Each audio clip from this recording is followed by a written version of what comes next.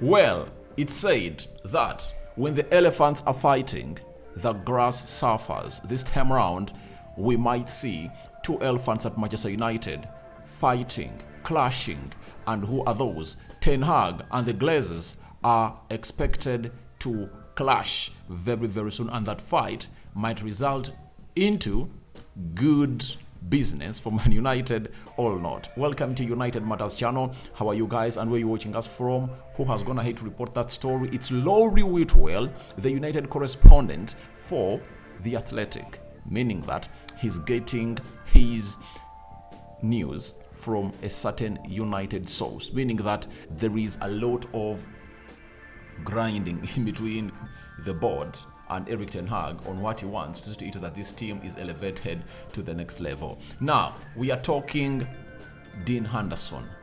Links at Nottingham are really confirming reports that this deal is coming close. And lastly, we are talking Aaron Wan-Bissaka, again topping the list in Europe on the tackles he made in the UEFA Europa League. Remember, he never played the group stages. He just came in through from the playoff of Barcelona.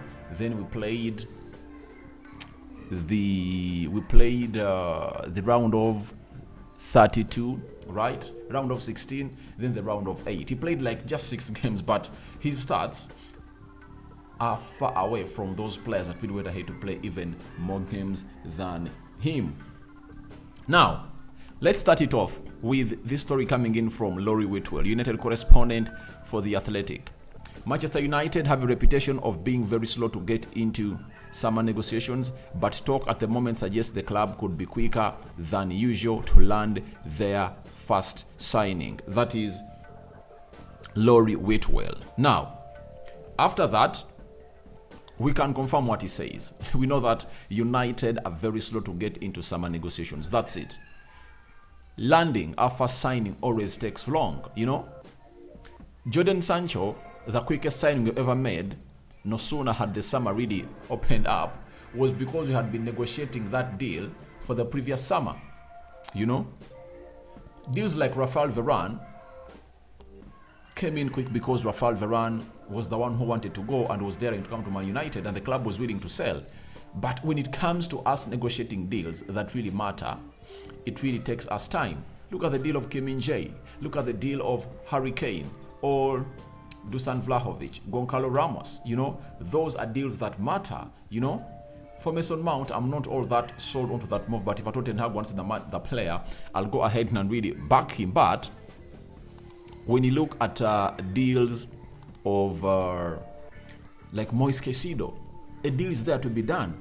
70 to 80 million pounds, a deal is there to be done, you know.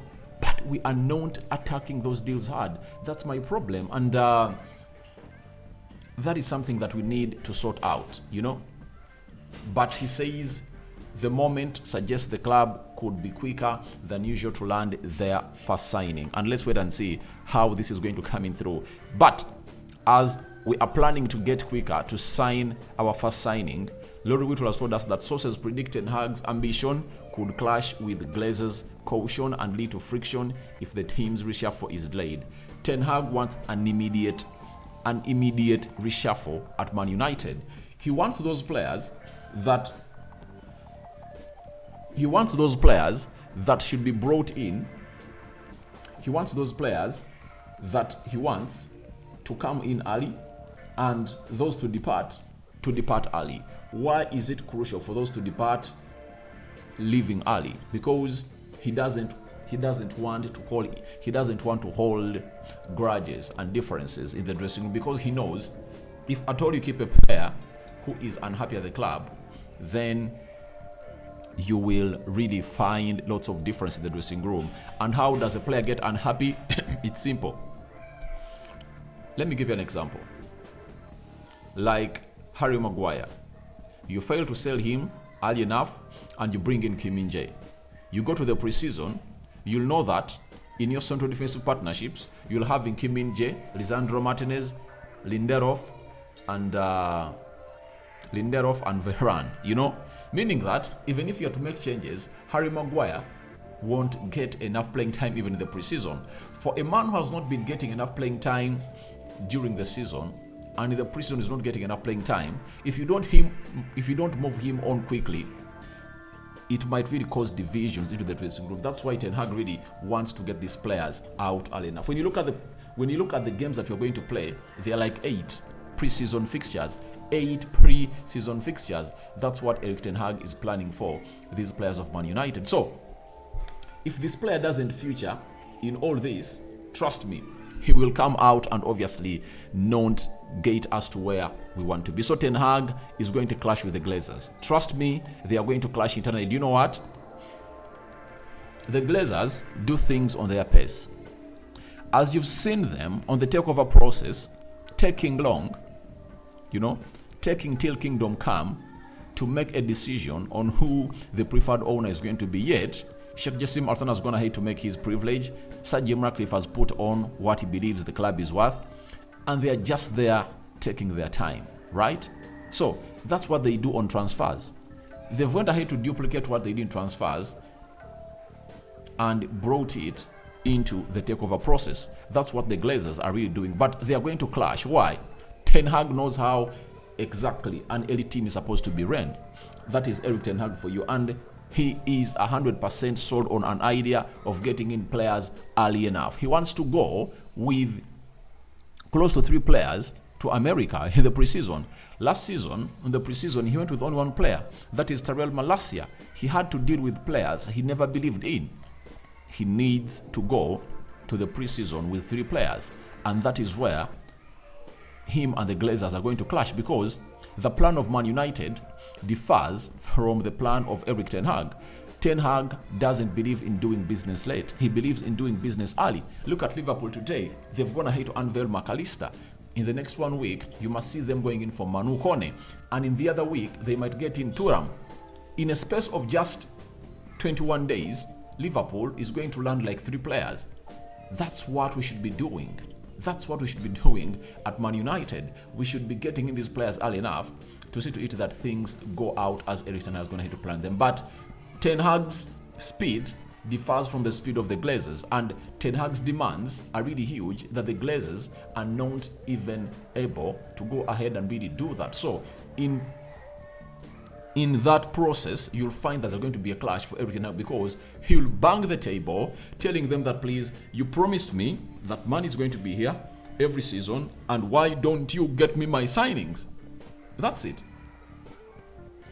It's like getting a blender and overpowering it with what it's going to blend. Obviously, it won't. So Ten Hag is trying to tell Glazers to do things that they've not been doing, and people ahead of him, the negotiators, are really bad.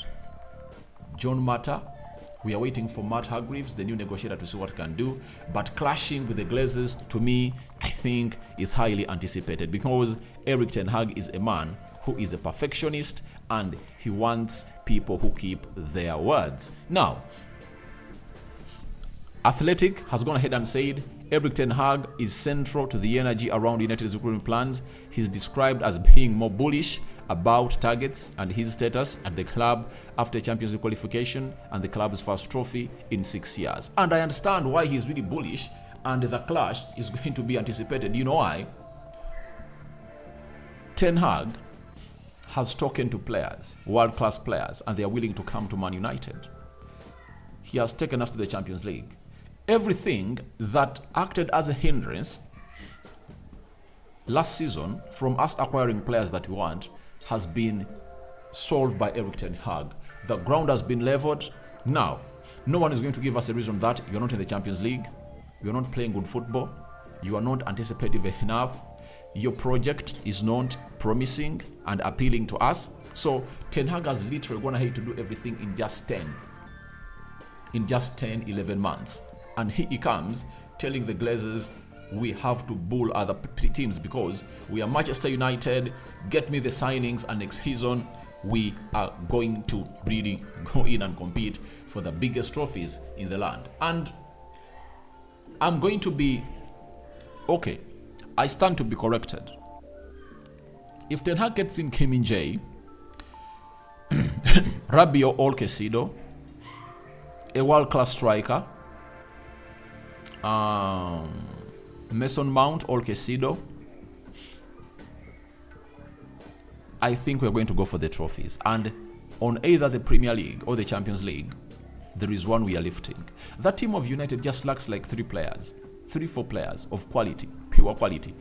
A world-class centre forward, 2 central midfielders, 1 right back, and maybe a backup goalkeeper for David De Gea. That's it. If those are landed with Erik ten Hag's potential, he's going to cause a lot of trouble and turmoil to these other teams in the league. Now, let's leave that at that and tackle a little bit of what Ten Hag is really complaining about. Moving on players that is not really happening, that might see him clash with the Glazers. One of the players that is sold onto an idea to go to Nottingham Forest is Dean Henderson. And Paula Taylor, he's a Nottingham Forest writer at The Athletic, has confirmed to us that Nottingham Forest hope to bring Dean Henderson back from Man United on a permanent basis. This is for his priority. Next step is to open negotiations with Man United. What a story that is coming in through. That means that is close to 30-40 million pounds coming in from Nottingham Forest to Man United. We should be doing such businesses. We should be getting them out of the way and find ourselves in a situation of obviously winning such battles and obviously clearing out players that don't want to be here to create space for us to get in other players. Dean Henderson should go to Nottingham Forest, and let's get in other players, because the goalkeeper we're going to bring in through is not going to cost us even 10 million pounds, because we are going to go in for a prospect. Ten Hag believes that De Gea can improve and have a better season, especially when it comes to his ball distribution. His first season on ball distribution has not been bad, and I'm waiting for those ratings, you know, how Alisson distributed the ball, perfect passes, Ederson, Aaron Ramsdale, David Raya, and I see how David De Gea is going to rank in that list, because clean sheets, he kept the most clean sheets in the season, 17. Now I want to see the ball distribution, and we tally those stats. So as it stands, Nottingham is willing to buy this player, and I think we should sell him as fast as yesterday. We should move on these players as fast as yesterday. We are even late. Players like Harry Maguire, Dean Henderson, Scott McTominay, Fred, Alex Telles, Eric Bay, Brandon Williams, 7 players, and Donny van de Beek plus Elanga, 9 players. I understand for an elite club, you are supposed to first bring in players and then sell, but as it stands at Man United, it's a different case altogether.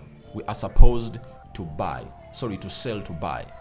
That's it. So I think we should quicken up the process of selling these players, getting that amount of money, because Min-jae is sold onto a move to come to Man United. Mason Mount is. Rasmus Højlund is. Rabiot free agent. So all the players that we are interested in are willing to come to Man United, and if at all we meet the realistic valuation of the asking price of those players from their respective teams they're playing from, we are going to find ourselves in a situation of landing them to Man United. So, good news that we are going to get that deal over the line, and let's sell him, and let's even move on others. We need to move on these players and leave the club of Man United. Now, good news coming in from Europe, it's all about Aaron Wan-Bissaka, and he's topping the list of the highest percentage of dribbles tackled in Europe's top 5 leagues this season. He's at 92%. Min-jae, the one we want to bring in, has 82%. Daniel Vivian, Athletic Club, 36 out of 45. And Eder Militao, Real Madrid, 26 out of 33, and Steve Boutman, Newcastle, 22 out of 28. Now, look at this list. Aaron Wan-Bissaka, Min-jae is anticipated to be one of those players that Erik ten Hag is going to sign and bring in at Man United. Now, if at all you're going to be having in Aaron Wan-Bissaka and Min-jae, 2 of the most highest dribble tacklers, then we are destined to huge things huge business, and so on and so forth. So Aaron Bissaka made the most tackles, 92%. He missed out on 2 tackles, on 2 dribbles only, but 23 of those he stopped them and really went on to be that very good player. So it shows you that he's a very good player. And when we come in here and we tell you that we want Min-jae, you've seen the reason as to why Min-jae is really one of those. He's ranked second after Aaron Wan-Bissaka, and he plays on the right side of the central defense, meaning that that right side of our defense is really going to be hard, because you're going to be having Aaron Wan-Bissaka and Min-jae all being best tacklers. So guys, your thoughts on Ten Hag Glazer clash loading is welcome in the comment section below. Dean Henderson to Nottingham close, and Aaron Wan-Bissaka topping the list, and Min-jae. I sign out for now. See you later, and I cover you all in the precious blood of Jesus Christ. I'm out.